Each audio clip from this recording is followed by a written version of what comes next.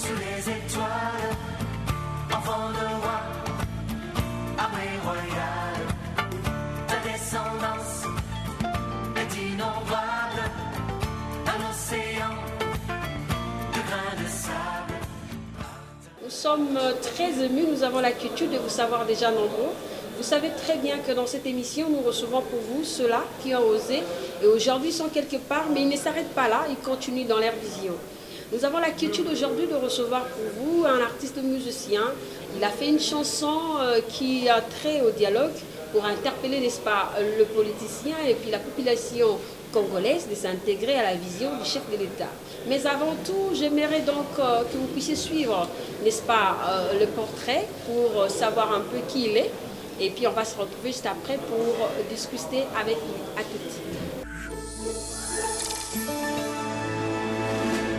Né à Kinshasa un certain 19 septembre 1957, M. Serge Kiamboukuta, artiste musicien, auteur-compositeur, a bénéficié de la fibre musicale familiale.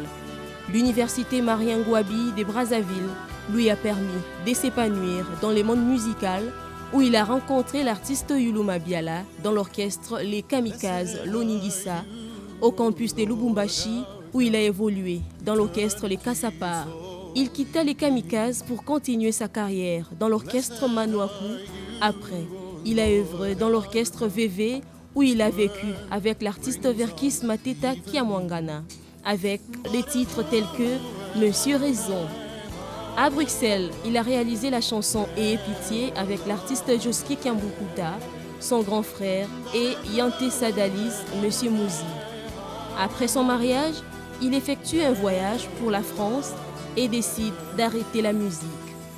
Travailleur depuis plus de 20 ans dans une banque d'investissement, les conservateurs à la Tour, Montparnasse dans le 15e arrondissement de Paris.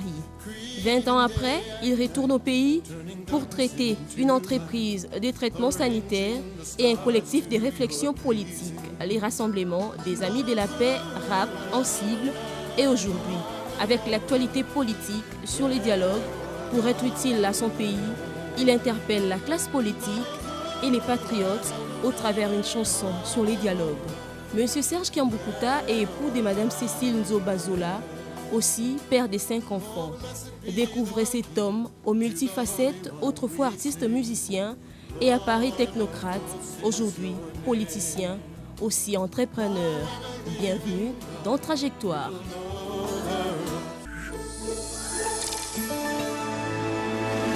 Je pense que le portrait vous a donné en fait, n'est-ce pas, une idée de notre invité. Je ne voulais pas parler à sa place comme il est là. Je suis très heureuse de le recevoir sur ce plateau.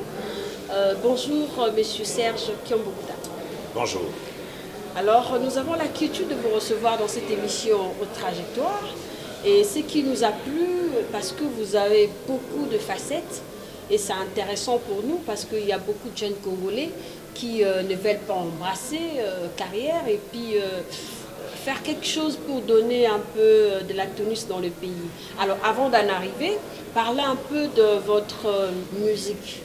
Comment êtes-vous arrivé dans la musique? J'ai fini mes études primaires et secondaires à l'internat dans le Congo central. Et puis je décide donc d'aller faire les relations internationales à l'université de Lubumbashi, au campus de Lubumbashi. Et donc là-bas, je commence mes études universitaires, comme je le disais. Et la passion qui est en moi, la musique, avec cette fibre artistique que nous avons dans la famille, je me retrouve avec des amis comme le feu Kester et Ménéa, comme notre frère qui est pasteur maintenant, J.P. Boussé, qui était dans Zaïko, qui est au Canada. Je me retrouve avec le guitariste comme Petit Poisson, qui était le soliste des Zaïko, qui est à Bruxelles. Et ensemble, nous créons donc ce qu'on va appeler on va continuer l'orchestre, le Kassapar. Et c'est comme ça qu'après il y aura des ailes, Kassapar, Pamba Pamba. Ça c'est en plein campus à l'université de Lubumbashi. Et la preuve, nous le faisions avec nos cœurs, avec beaucoup de talent. La preuve qu'Esther Emeneya est devenue artiste professionnelle, Juppé Bouzé était devenu aussi artiste professionnel, Petit Poisson de Zaïko était devenu artiste professionnel, moi-même qui vous parle, je suis devenu aussi artiste professionnel. C'est comme ça que vous allez me retrouver dans des chansons comme Réponse à Mamou, là je quitte Lubumbashi, je suis donc à l'université Marien Ngouabi à Brazzaville, et là je rencontre un grand artiste qu'on appelle Yulou Mabiala. Nous créons donc ensemble l'orchestre Les Kamikazes, et c'est là où vous allez rencontrer des chansons comme Réponse à Mamou, comme le Foulakari, comme toutes ces chansons, Monsieur Raison. Là je reviens à Kinshasa avec Verkis dans le VV, et puis je me retrouve à Bruxelles avec mon frère et Yanté Salon d'Alliance, et c'est là où nous chantons des chansons comme Ayez pitié, qui continue à faire danser beaucoup de gens aujourd'hui. Ah, d'accord. Et puis alors après, je me marie, et puis tout s'arrête. Je me suis dit, bon, maintenant, je dois prendre ma vie autrement. Vous savez qu'il faut savoir sortir. Et donc je suis sorti de ce monde de musique, et je recommence, donc je parachève mes études là-bas à Paris, en France, donc à Strasbourg plus précisément. Et puis après, je reviens à Paris, là où je suis embauché dans une banque d'investissement, les conservateurs finance, à la Tour Montparnasse, pour ceux qui connaissent Paris. Ah, d'accord. Et puis donc je reste là, et puis je travaille là-dedans pendant une dizaine d'années, une quinzaine d'années. Et puis c'est comme cela qu'un jour, ça va encore s'arrêter à Paris, et je prends la décision de rentrer au pays ici. Et aujourd'hui, je me retrouve ici au pays, où je mets en place une structure de traitement sanitaire. Nous allons en arriver, mais c'est intéressant votre petite histoire. Mais retournons dans la musique, parce que là on ne traîne pas, vous avez plusieurs casquettes. Et dans la musique, qui vous avez convaincu que vous êtes artiste de talent, ou alors de par votre voix, qui vous avez, n'est-ce pas, donné ces coups de pouce d'y aller? Je sais que vous sortez d'une famille artistique, mais particulièrement, vous avez eu quand même de convictions. On peut en savoir? La première fois où je sentis que vraiment je pouvais faire la musique, c'était au campus de Lubumbashi. Il y avait un concert des étudiants, de l'orchestre Kassapar d'ailleurs. Et moi, je ne faisais pas encore partie de cet orchestre. Et il y avait une fête qu'on appelle de la rentrée académique. Et donc c'était au bassin de la ville, pour ceux qui connaissent Lubumbashi, derrière le cinquantenaire. Et donc il y avait le bassin de la ville et il y avait une grande fête des étudiants. Et ils interprétaient un chant de l'Afrique en jazz, du vieux Calais. Et puis alors, tel que moi je l'ai chanté, j'avais senti que celui qui interprétait ces chants, je pense que j'ai chanté mieux que lui. Avec le courage que Dieu m'a donné, je me suis approché de chanteurs et j'ai demandé à leur chef, est-ce que je peux chanter ces chants-là? Et puis il m'a dit, vous êtes de campus? Je dis, je suis en relation internationale. Ah, d'accord. Il dit, mais est-ce que vous pouvez chanter? J'ai dit, oui, je peux le faire, vous allez voir, vous allez entendre. Et quand je l'ai entonné, tout le monde a applaudi. Et le soir, ils sont venus dans ma chambre pour me demander, est-ce que vous ne pourriez pas faire partie de l'orchestre du campus? Voilà comment je suis rentré dans un groupe dont je ne suis pas allé chercher. J'ai senti que celui qui chantait, moi, je pouvais mieux le faire. Je l'ai fait et tout le monde a applaudi. Et puis alors, j'étais convaincu que je savais le faire. Ah, d'accord. Mais vous avez quand même eu à connaître des difficultés musicales. Parce qu'à l'époque, la musique n'était pas comme celle d'aujourd'hui. Oui. Il y a eu quand même de temps où on ne voulait pas que vous passiez en prestation. Parce que, bon, vous n'avez pas assez eu de temps dans la carrière musicale ou quoi? Franchement, je vais vous dire une chose. Je n'ai pas connu cela dans la musique. Je n'ai pas connu cela dans la musique parce que c'est peut-être la grâce de Dieu, on va dire. Quand j'arrivais quelque part, d'abord, non seulement j'étais comme un simple musicien, mais j'étais leader. Donc, par exemple dans les kamikazes là-bas à Brazzaville, par exemple dans les groupes là-bas au campus, je chante une fois et tout le monde m'adopte. Je deviens d'ailleurs une pièce motrice.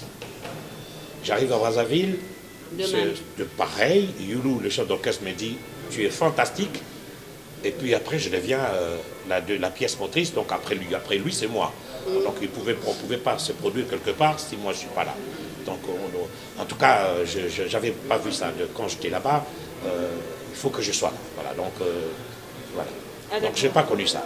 Quand j'arrive ici avec Verkis, je suis la pièce motrice, donc le groupe ne peut pas être invité sans moi. Donc je n'ai pas connu ce genre de situation. Donc, voilà. Ah d'accord, mais l'on dit le leader d'hier ne sont pas comme celle d'aujourd'hui. Qu'est-ce que vous ressentez comme différence en ce qui se passe actuellement? La différence, vous savez, Madame Fanny, il y a quelque chose que vous devrez savoir. À chaque période, il y a une expression, je crois que c'est une expression, chaque période a ses mœurs. Ah d'accord. Il y a une expression comme ça qui dit, voilà, je ne sais pas, ça m'échappe, mais on dit, à chaque période, il y a le mœurs. Il y a du nouveau dans chaque période, oui, dans chaque génération. Oui, donc dans chaque génération, il y a des mœurs qui, voilà. Et donc, on ne peut pas comparer la musique d'hier à la musique faite aujourd'hui. La différence aujourd'hui entre les deux musiques, c'est mon point de vue. La différence entre les deux périodes, l'ancienne période et maintenant, c'est que nous avions œuvré pour l'art. C'est ce que j'allais dire. C'était de l'art pour l'art. Aujourd'hui, l'art est couplé à l'argent. Et aujourd'hui, d'ailleurs, moi je ne trouve pas ça mauvais, seulement que qui n'aimerait pas avoir l'argent. Mais aujourd'hui, c'est comme si l'argent passait un peu devant, au-dessus de l'art. Donc c'est là où le bas blesse. C'est ce qui fait que Donc l'art doit rester au-dessus, et puis l'argent peut suivre. Donc c'est une raison qui fait que vos chansons ne meurent pas. Là, on vous retrouve aujourd'hui, Maman est toujours demandé. Il y a Et Pitié, et puis Monsieur Raison. Bref, les chansons anciennes, aujourd'hui, ça continue à faire, n'est-ce pas, de la chaleur dans le cœur de Congolais, pourquoi pas, de ceux de l'étranger qui ont toujours les soucis d'écouter la musique congolaise. On continue. Mais seulement, vous n'avez pas arrêté, vous êtes en train, pour, n'est-ce pas, percer dans vos études. Vous avez senti que la musique, il faudrait ajouter sur ça la connaissance, et puis vous êtes parti pour revenir aujourd'hui avec la musique sur le dialogue. Je fais la musique. J'ai bien eu ma dose. Je respecte ceux qui la font jusqu'aujourd'hui. Mais moi, j'ai arrêté de le faire depuis près de 20 ans. Pour des raisons qui me sont personnelles. Ah d'accord. Alors, c'est mon choix. Ça n'engage que moi. Aujourd'hui, je ne le fais plus en tant que... je ne pratique plus cette profession-là. S'il peut m'arriver de chanter, ça peut être pour deux éléments. Je peux chanter pour Dieu, qui me donne la vie, et je peux chanter pour le pays que Dieu m'a donné, le Congo. Voilà pourquoi aujourd'hui, je fais aussi, je participe au dialogue pour que, éventuellement, je puisse être utile pour véhiculer le message de paix, pour interpeller la classe politique, pour interpeller mes compatriotes sur ce à quoi nous devrions faire attention pour que la maison Congo ne brûle pas.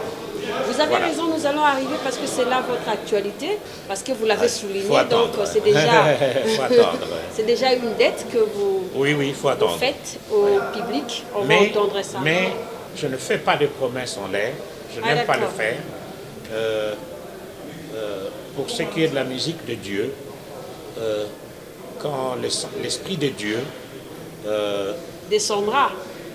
Je ne dirais pas ça. L'Esprit de Dieu est déjà descendu, il est là. Mais je veux dire ceci, quand l'Esprit de Dieu Va vous inspirer. Permettra, il m'inspire déjà. Ah d'accord. Quand l'Esprit de Dieu permettra qu'on puisse passer à cette réalisation-là, eh bien ça se fera. Merci beaucoup, c'est bien dit, très chers téléspectateurs. Je reçois pour vous M. Serge Kiambokuta qui a plusieurs facettes. Maintenant, nous allons lui poser la question sur l'entrepreneuriat.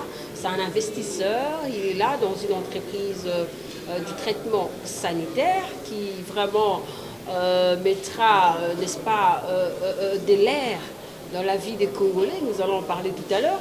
Déjà, félicitations pour l'initiative. C'était votre initiative à vous Alors, vous le soulignez avec d'autres personnes. Quand je suis arrivé, quand je suis rentré ici au pays, la première question que je me suis posée, retour au pays, pourquoi faire? Et je ne pouvais pas rester 20 ans en Europe et puis revenir chercher du travail ici.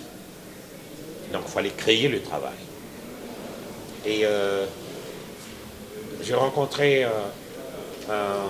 un ami, un frère, le professeur Dr Bakima, qui a travaillé sur une formule qu'on appelle bioseptique poudre. Nous traitons tout ce qui est lieu sanitaire phoseptique sans passer pour éviter les anciens systèmes de vidange. Ah d'accord. Donc voilà ce que vous nous aimez amenons. Plus le secteur de la santé, je pense. Oui, j'aime bien. D'ailleurs, mon épouse fait partie du secteur de la santé. Donc, c'est elle qui vous avait inspiré? Oh, je ne sais pas, mais je crois que quand j'ai quelque chose, j'essaye de le faire. Ok. Quand j'ai voulu faire la musique, j'ai essayé de le faire. Puis j'ai eu ma dose. Quand j'ai voulu faire un magazine, j'ai écrit un magazine que les autres connaissent bien, le magazine de l'Éternel. J'étais éditeur. Quand j'ai voulu revenir au pays, que je veuille mettre en place cette structure, la structure est déjà là. Donc nous sommes en train de démarrer, mais la structure est déjà là. Et quand j'ai vu qu'il y a une actualité politique de haut niveau comme le dialogue, je me suis dit, je dois m'investir.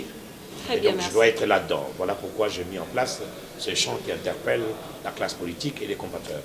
Chaque fois qu'il y a quelque chose à faire, si je peux le faire, je le fais. Merci beaucoup, c'est très bien. C'est donc la force de notre pays. Avoir des têtes qui réfléchissent, des têtes bien faites, c'est déjà un bonheur, une richesse pour la nation comme l'RDC. Mais déjà en continu, vous avez aussi créé une structure qui est donc le rassemblement des amis de la paix, RAP. la RAP. N'est-ce pas, vous avez quelle vision dans ça? Et ça date de combien d'années? Le rassemblement des Amis de la Paix, en sigle le RAP, est un collectif de hommes et de femmes qui aiment la paix, des hommes et des femmes épris de paix, comme on le dit. Et donc en ce moment-là, je me suis dit, chaque nation a deux choses que toute nation recherche. Il y a le développement et il y a la paix. Mais si c'était une famille, la fille aînée, c'est la paix. Parce qu'il n'y a pas de développement s'il n'y a pas de paix. Et donc, ici au Congo, nous sommes face à ces problèmes-là. Vous savez ce qui s'est passé il y a quelques années. La situation est en train de s'améliorer lentement mais sûrement. Nous sommes sur la bonne voie, nous sommes sur le bon, comme on dit ici. Et donc nous sommes sur le bon, ça commence à s'améliorer. Il y a la paix, mais la paix, cette paix-là, elle est fragile ici. Elle est fragile parce que nous sommes une jeune démocratie. Ah, d'accord. Et comme nous sommes une jeune démocratie, il y a des velléités des uns et des autres qui peuvent nous amener sur des situations parfois très dangereuses. Et donc c'est pour cela que nous disons qu'en 2006, il y a eu des événements ici, en 2011, il y en a eu aussi. Nous sommes en train de préparer le 3e exercice électoral en 2016, et je me suis dit, avec des amis en Europe là-bas, nous devrions être des hommes et des femmes utiles pour notre pays, nous devrions véhiculer le message de paix, et pour véhiculer ce message de paix, nous devons nous mettre dans un collectif. C'est le rassemblement des Amis de la Paix qui apporte le message de la paix dans nos foyers, dans nos rues, dans nos quartiers, dans nos communes, dans nos villes, dans nos villages, nous devions véhiculer le message Très de la bien, paix merci. avec le rap. Ça date de combien de temps? Nous existons depuis 2014, 2012-2014 en gestation là-bas à Paris. Et puis maintenant, en 2016, je me suis dit, bon, comme je viens d'installer ici, nous allons installer donc ce collectif, le Rassemblement des Amis de la Paix, pour soutenir, consolider, pour soutenir ceux qui travaillent pour la paix. Et donc c'est pour consolider la paix, c'est pour préserver les acquis, c'est pour que nous puissions être des hommes et des femmes qui véhiculons, comme je le disais, le message de paix. Merci beaucoup, M. Serge Kiambukuta. Mais déjà, avant d'entrer plus dans la relation entre vous et votre frère Djoski Kiambukuta, j'aimerais quand même entrer dans le bain. C'est que si l'on voit le rassemblement des amis de la paix, c'est donc là où vous avez eu l'idée de pouvoir interpeller, n'est-ce pas, la classe politique et puis la population par rapport à aux questions du chef de l'État sur le dialogue. Oui. C'était là où vous avez eu l'idée? Exactement, exactement. Parlez-nous-en. Oui. Alors, en sociologie africaine, il est dit que dans notre culture, le moyen le plus sûr pour atteindre un plus grand nombre pour un message donné, c'est la chanson. Et donc, je me suis dit, j'ai un peu de talent, je ne le fais plus la musique, mais j'ai un peu de talent. Est-ce que je peux mettre ça au service de mes compatriotes? Est-ce que je peux leur apporter le message de paix au travers un chant? Et c'est comme cela que j'ai eu l'idée, comme soubassement pour notre collectif, il faut un chant qui soit composé, qui soit écrit, un chant qui soit avec un texte fédérateur, qui ne parle pas d'une personne, mais qui parle de tous les acteurs politiques, qui ne parle pas d'une région, mais qui parle de tout le Congo, qui ne parle pas d'une personne, mais qui parle de toute la nation congolaise, de tous les compatriotes, pour que nous puissions être dans cette dynamique ensemble de préserver la paix et de consolider cette paix-là. Voilà pourquoi nous avons utilisé ce vecteur, qui est le meilleur vecteur pour véhiculer le message, les chants. Voilà pourquoi j'ai écrit ces chants pour la paix, dialoguons. Et donc là, les gens peuvent suivre, les gens le suivent, ils peuvent suivre. Voilà. C'est ce qui fait votre réapparition dans la musique. Et puis, qu'est-ce que vous attendez du gouvernement? Alors, ce n'est pas une réapparition dans la musique, non. Je ne suis pas revenu ici pour réapparaître dans la musique. Non, non. C'est la question que le téléspectateur se pose. Alors, je ne suis pas revenu ici pour réapparaître dans la musique.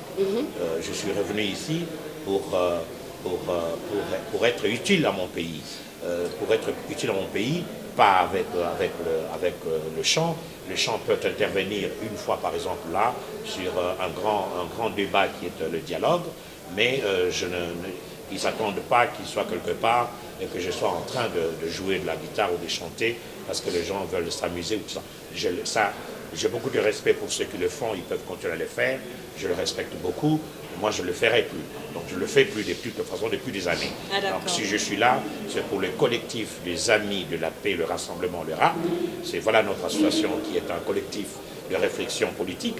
Et puis deuxièmement, nous sommes là pour accompagner parfois tous les événements politiques. Voilà, nous essayons de réfléchir, nous essayons d'être utiles pour notre pays à d'autres niveaux. Voilà, voilà. N'est-ce pas, vous posez la question pour savoir un peu vos relations avec votre frère Djoski Kiambukuta. Et vous allez nous parler aussi de l'importance du dialogue dans nos familles, pour les pays, n'est-ce pas, pour l'épanouissement de nos vies en général.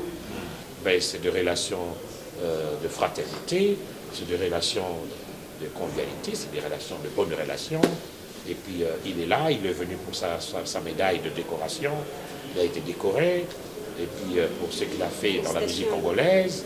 Et puis il se repose un peu ici. Et puis après il repartira en Europe, il rentrera. Et puis moi je reste ici. Moi je réside maintenant ici. Lui va repartir peut-être. Oui, certainement d'ailleurs il va repartir. Et puis en passant je lui dis, coucou. Je voudrais m'adresser maintenant, pour terminer, aux acteurs politiques. Quelles que soient vos divergences de vues, quels que soient vos intérêts, l'intérêt supérieur de la nation doit primer. Nous devons apprendre à mettre un peu d'eau dans notre vin pour que nous mettions l'intérêt supérieur de la nation en avant. Là où les éléphants se battent, ceux qui copent les conséquences, ceux qui subissent les conséquences, ce sont les petits peuples. C'est pour cela que dans tout ce que vous faites, pensez au peuple. Pensez au peuple. Et je voudrais terminer ce message pour vous dire une chose, chers acteurs politiques, l'histoire vous jugera. L'histoire vous jugera. Quels que soient vos intérêts, quels que soient vos divergences de vue, de l'ouest à l'est, nous voulons la paix. Du nord au sud, nous voulons la paix. Et voilà ce que je peux avoir comme message. Très chers téléspectateurs, voici donc des têtes bien faites, des têtes à suivre. Vous avez des ambitions, il faut oser. Vous avez une inspiration. Ne demandez pas à gauche, à droite. Inspirez-vous encore, sentez-vous capable. Et puis mettez ça en place. Appelez les autres pour, n'est-ce pas, mettre ça en musique. Demain sera votre tour. Merci beaucoup à Rolly Nawezi. Merci comme ça à Ciel Zanga. Merci à vous tous qui aimez cette émission et qui soutenez cette émission. Moi, je vous dis au revoir et retrouvons-nous prochainement avec un autre invité. Bye bye.